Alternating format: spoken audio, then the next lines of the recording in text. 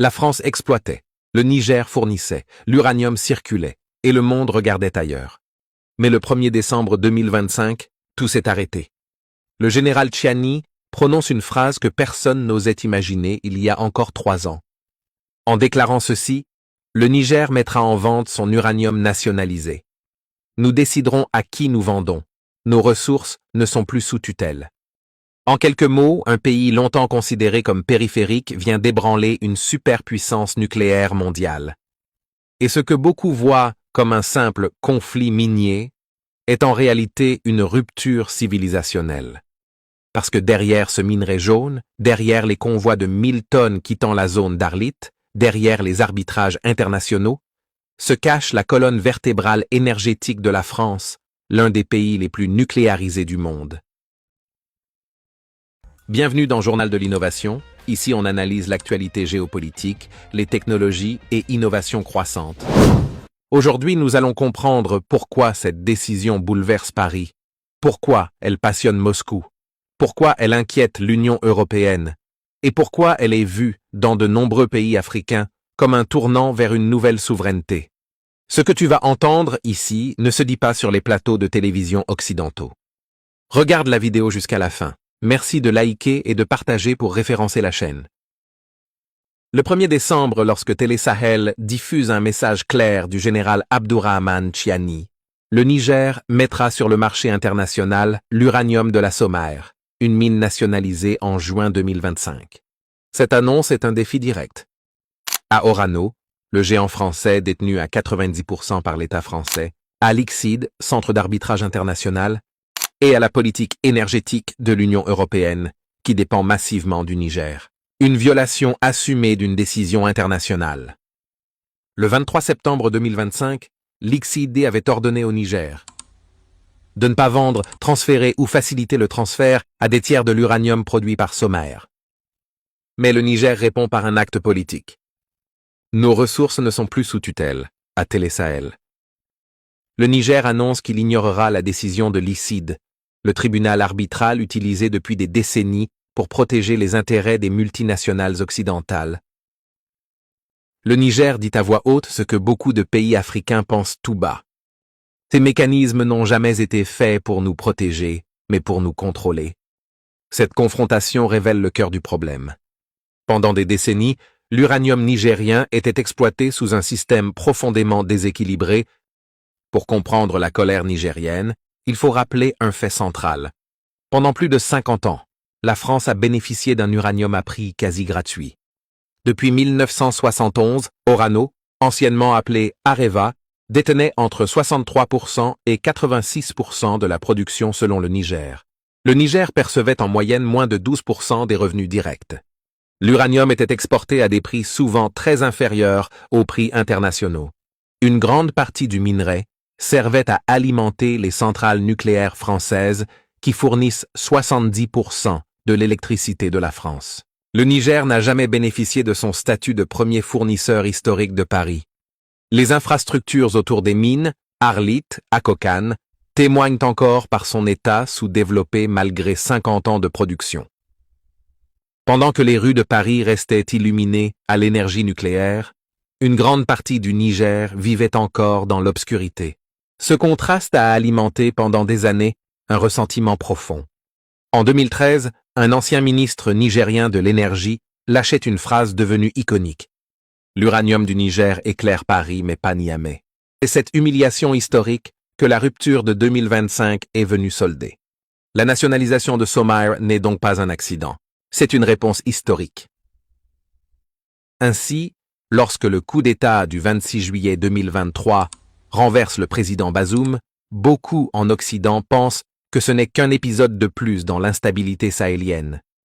Ils ne comprennent pas que c'est en réalité le début d'un renversement d'alliance. En 24 mois, la France est expulsée. Les accords militaires sont démantelés. Les bases françaises ferment. Les médias d'État nigériens exposent publiquement les pratiques d'Orano. La Russie entre dans le paysage stratégique. Les campagnes anti-France se renforcent dans la population. Et finalement, la décision tombe. La nationalisation totale de Somaïr. Le ministre russe de l'énergie, Sergueï Tsivilev, déclare en juillet 2025 La Russie est intéressée par les opportunités minières au Niger. Pour Paris, un tel rapprochement est explosif, parce que l'uranium n'est pas une ressource comme les autres. C'est le cœur du nucléaire français, donc le cœur de sa souveraineté énergétique. Mais le convoi d'Arly est l'événement qui a mis le feu à la poudrière. Selon LSI Africa WAMAPS et des sources confirmées par Le Monde, un convoi d'environ 1000 tonnes d'uranium a quitté la zone d'Arlit pour rejoindre le port de Lomé au Togo, en passant par le Burkina Faso. Orano déclare: « Nous n'avons pas été informés. C'est un acte illégal. » D'après le communiqué d'Orano le 28 novembre 2025, le Niger lui répond: « Nous exerçons notre souveraineté. » Ce convoi représente environ 250 millions d'euros de valeur marchande. Pour Orano, c'est un affront. Pour le Niger, c'est une libération. Et tout le monde est intéressé par l'uranium du Niger. Parce que le Niger possède l'un des plus grands gisements au monde. Le site d'Imouraren contient 200 000 tonnes d'uranium. C'est un Eldorado stratégique pour le nucléaire mondial. Mais également parce que l'Europe dépend du Niger. En 2022, le Niger a fourni 25% de l'uranium naturel de l'Union européenne. Et depuis la perte de l'approvisionnement russe à cause de la guerre en Ukraine, cette dépendance est devenue vitale. Parce que la Chine et la Russie avancent, la Chine construit plus de 22 réacteurs nucléaires. Donc elle cherche de nouveaux fournisseurs hors zone occidentale. La Russie contrôle la plus grande chaîne intégrée nucléaire au monde avec Rosatom. Chaque tonne d'uranium nigérien vendue à Pékin ou Moscou est une perte stratégique pour l'Ouest. Depuis 2023, le Niger a réorienté sa défense, ses alliances, ses fournisseurs militaires. Le Niger, le Mali et le Burkina Faso forment un bloc inédit, AES, Alliance des États du Sahel. Ce bloc a une idée: faire passer la souveraineté avant tout, quitte à changer d'allié. Paris accuse. Moscou cherche à s'emparer de l'uranium africain. Niamey accuse. La France forme des groupes hostiles pour déstabiliser le pays. Le 6 juin 2025, la junte annonce la nationalisation complète de Somaër. Face au comportement irresponsable, illégal et déloyal d'Orano, société détenue par l'État français, le Niger décide en toute souveraineté de nationaliser la Somaïr. La décision retire toutes les actions d'Orano, transfère 100% du patrimoine minier à l'État, prévoit des compensations, mais contrôlées par le Niger. Sur le plan géopolitique, c'est un choc. Pour la France, un choc stratégique, perte d'un fournisseur historique, risque de hausse des coûts du nucléaire, affaiblissement de la présence diplomatique au Sahel, image de puissance déclinante renforcée.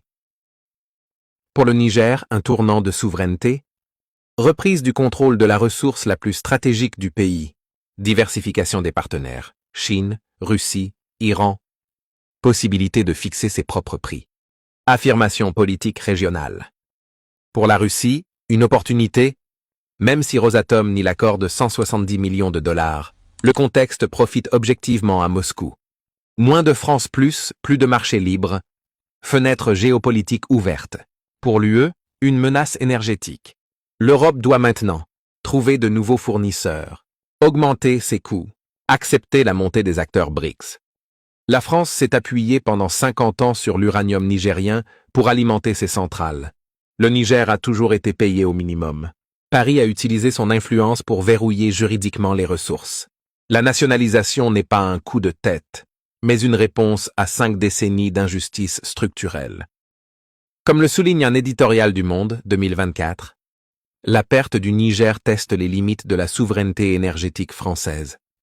Ce n'est pas seulement une mine. C'est un rapport de force symbolique. Aujourd'hui, Niamey applique une règle simple. Nous vendrons à ceux qui respectent notre souveraineté. La décision du Niger ne changera pas seulement ses relations avec la France. Elle change l'équilibre énergétique du monde. Et surtout, elle envoie un message puissant. Un pays africain peut rompre avec un géant occidental, reprendre le contrôle de ses ressources et tenir bon malgré les pressions internationales. C'est un précédent, un avertissement. Quand un pays contrôle ses ressources, c'est lui qui écrit l'histoire. Et aujourd'hui, c'est ce que le Niger est en train de faire.